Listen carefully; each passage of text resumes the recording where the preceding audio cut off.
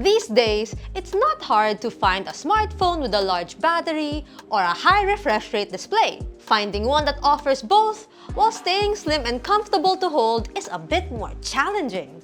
That's where the TECNO POVA Curve 2 5G comes in. It combines a large battery, a curved 144Hz AMOLED display, and a handful of AI features into a package that doesn't feel overly bulky in the hand. On paper, it sounds like a compelling combination. The question is whether that translates into a good everyday experience. I'm your host CJ. Let's find out how the POVA Curve 2 5G holds.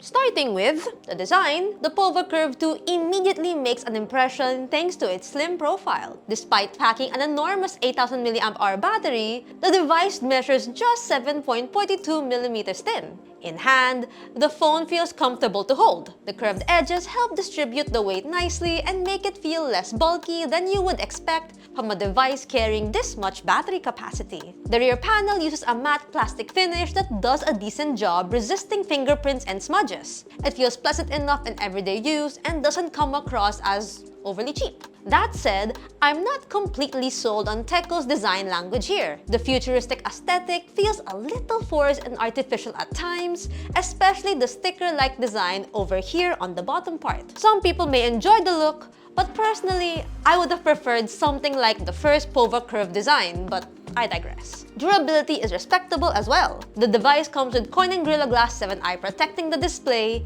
and carries an IP64 rating for dust and water resistance. For buttons and ports, the power button and volume rockers sit on the right side, while the bottom houses the USB-C port, SIM tray, and loudspeaker. TECNO also includes a 45-watt charging brick and a protective case in the box, which are always nice to see nowadays. So this case right here. Flipping the phone over, you're greeted by a 6.78-inch curved AMOLED display with a refresh rate of up to 144Hz. This is easily one of the strongest parts of the device. The display looks vibrant without going overboard. Colors appear natural, which makes photos, videos, and social media content look pleasing in general. The 144Hz refresh rate helps make navigation feel smooth and responsive. Whether you're scrolling through social media, browsing websites, or simply moving around the interface, the phone feels fluid. Brightness is another highlight. With up to 4500 nits peak brightness and 1600 nits HBM brightness, visibility outdoors is excellent. Even under direct sunlight, I rarely found myself struggling to see what was on screen. The curved edges also contribute to a more immersive viewing experience, especially when watching videos. For media consumption, the display is backed by Widevine L1 support, allowing full HD streaming on supported platforms like Netflix. Audio, however, isn't quite as impressive.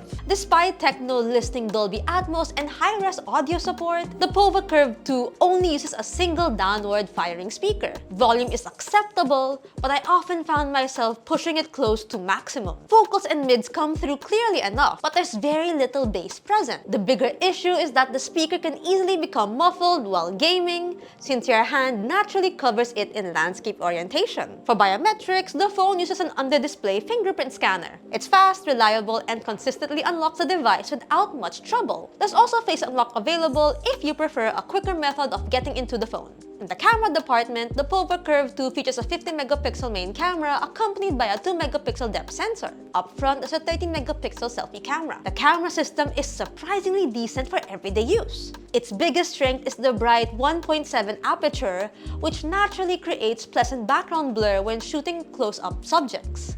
Unlike some phones that rely heavily on software effects, the blur here can look quite natural under the right conditions. Autofocus is reasonably reliable as well. It can capture finer details like textures and small objects without much trouble. When using the 2x mode, the phone crops in effectively and does a decent job isolating subjects without making images fall apart completely. Outdoors is where the camera performs best. Colors look natural and realistic, while image processing isn't overly aggressive. The photos aren't the most detailed in the segment, but they're certainly good enough for social media and everyday photography. Indoors is where the limitations start to become more obvious. Under weaker lighting conditions, the camera needs to push ISO levels higher to maintain brightness. While this helps keep subjects visible, images lose some sharpness and start looking softer compared to daylight shots. Since TECNO markets this as an AI camera system, the phone applies a noticeable amount of processing after taking photos. Sometimes the result works well in its favor, but there are moments when the software can feel a bit too aggressive.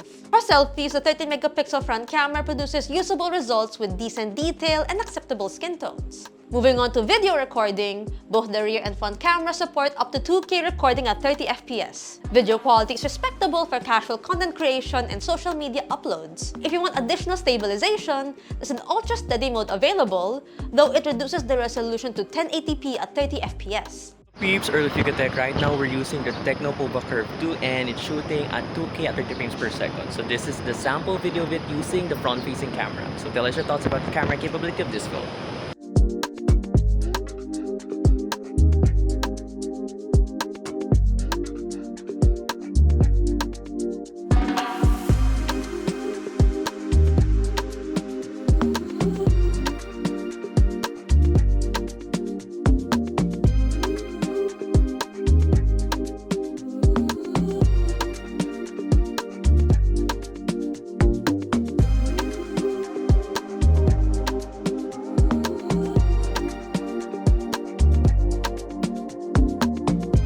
Powering the TECNO POVA Curve 2 is the MediaTek Dimensity 7100 5G, paired with 8GB of RAM and 256GB of storage. For daily use, the experience is definitely smooth. Apps launch quickly, multitasking feels responsive, and navigating around the system rarely presents any issue. The benchmark results are quite respectable for this segment.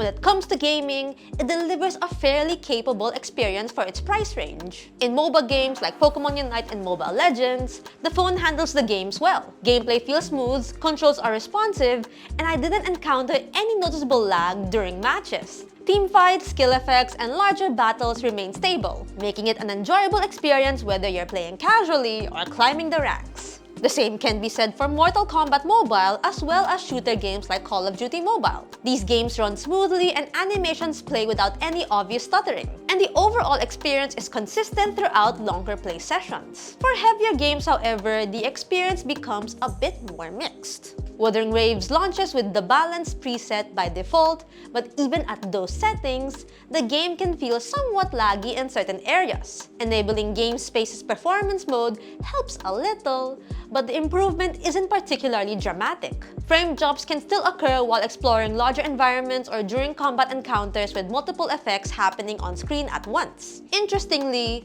lowering the graphics settings doesn't result in a massive performance jump either. The game becomes slightly smoother, but the difference isn't as significant as you might expect. Despite that, Wuthering Waves remains playable, and players who don't mind the occasional frame drops can still enjoy the experience. One thing I immediately noticed is the heat buildup. The phone starts warming up fairly quickly when playing Wuthering Waves, particularly around the upper portion of the device. It never became too hot to hold during my testing, but the increase in temperature is definitely noticeable after extended sessions. On the software side, the phone runs iOS 16 based on Android 16. The interface feels familiar and easy to navigate, and animations generally remain smooth throughout daily use. Unlike some devices that arrive packed with unnecessary third-party applications, most of the extra software here comes directly from TECNO itself. Apps such as GameSpace, Ella, and TECNO Spot come pre-installed. Whether these are useful or unnecessary depends largely on your personal preferences. TECNO also has placed a strong focus on AI features. The phone includes Ella AI, Circle to Search, AI Writing, AI Subtitles, AI Gallery, and the Translation Assistant. Circle to Search remains one of the most practical additions since it allows you to quickly search anything on your screen without switching apps. The AI Writing tools can assist with generation generating and rewriting text, while AI Gallery offers various image-related enhancements and editing options. It's a feature-rich software experience that offers plenty to explore, especially if you're interested in AI-powered tools. Connectivity is well covered here. The POVA Curve 2 supports dual SIM with 5G and 5G-A connectivity, along with Wi-Fi, Bluetooth 5.4, GPS, USB-C, and NFC. Sadly, no eSIM support here, but using mobile data on this phone seems more reliable. It does get better internet connection through mobile data in our office when the signal reception sucks, so that's something. Battery life is for sure one of the phone's biggest highlights. Packing an 8,000 mAh battery inside the 7.42mm body is already impressive on paper, but the real-world results are equally impressive. The device comfortably lasted me an entire day of use with room to spare. In our benchmarks, it achieved an excellent 19 hours and 35 minutes in PC Mark Work battery life test. Charging is handled by a 40-watt fast charger and takes roughly an hour to fully replenish the battery. TECNO also includes bypass charging support, allowing the phone to draw power directly from the charger during gaming to help reduce heat and battery wear. There's reverse charging as well, letting the phone act as a power bank for other devices when needed. Now, for the big question, how much is the TECNO POVA Curve 2 5G? It retails for 16,499 pesos, and for that price, it offers a compelling package for users who prioritize battery life, media consumption, and everyday usability. The massive 8,000 mAh battery is easily one of the biggest selling points here. Pair that with the bright 144Hz curved AMOLED display, reliable performance for daily tasks, decent cameras, and useful features like bypass charging and NFC, and you get a device that's well-rounded for the price. At the same time, it isn't perfect. The single speaker setup feels out of place on a phone that otherwise emphasizes on media consumption. The gaming experience in heavier titles like Wuthering Waves also reveals the limits of the chipset, and the current futuristic design may not appeal to everyone. Still, if you're looking for a smartphone that can comfortably last all day, offers a beautiful display, and handles most daily tasks without breaking a sweat, then the TECNO POVA Curve 2 5G is easy to recommend. It's not the gaming powerhouse the POVA brand might suggest, but as an endurance-focused daily driver with a great display, it makes a strong case for itself in the mid-range segment. So, what do you think of the TECNO POVA Curve 2? Would you get this phone? Let us know in the comment section below.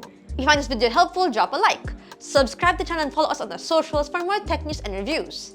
Again, this has been CJ, and I'll see you guys in the next one. Bye! See you later! The bigger issue is that the speaker can easily become muffled while gaming, since you're